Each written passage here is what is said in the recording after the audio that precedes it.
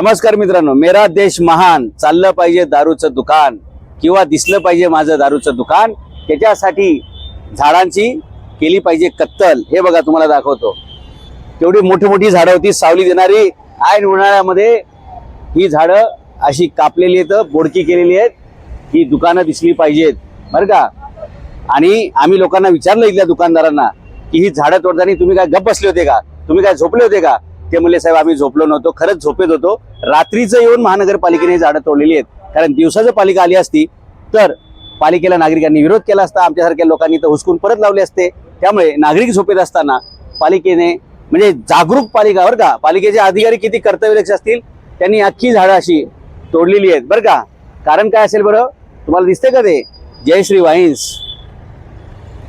हा बघा, हे रातोरात पालिकेने झाडं तोडून साफ केलेलं आहे। एका बाजूला पालिका सांगते, शासन सांगतं झाडे लावा, झाडं जगवा, पर्यावरणाचं तापमान वाढतंय त्यामुळे झाडं लावा, सावली मिळाली पाहिजे।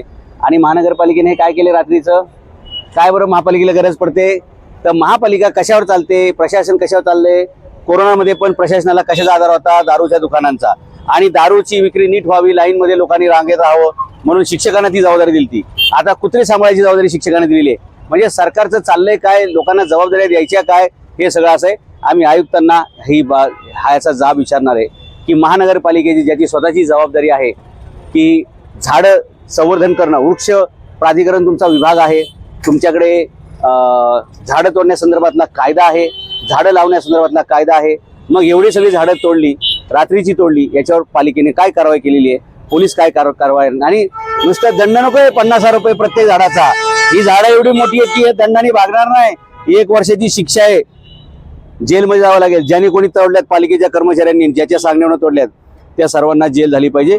आम्ही आयुक्तांना ही फुटेज दाखवणार आहे आणि कडक कारवाईची मागणी करणार आहे। झाडांचा जीव घेणाऱ्याला 302 खुनाचाच कलम लावलं पाहिजे, या मताचा मी आहे। कारण माणसांप्रमाणेच या झाडांचं सुद्धा या पर्यावरणामध्ये, निसर्गामध्ये खूप महत्व आहे, मोठा रोल आहे। आणि म्हणून कुणी झाडं कापता कामा नये।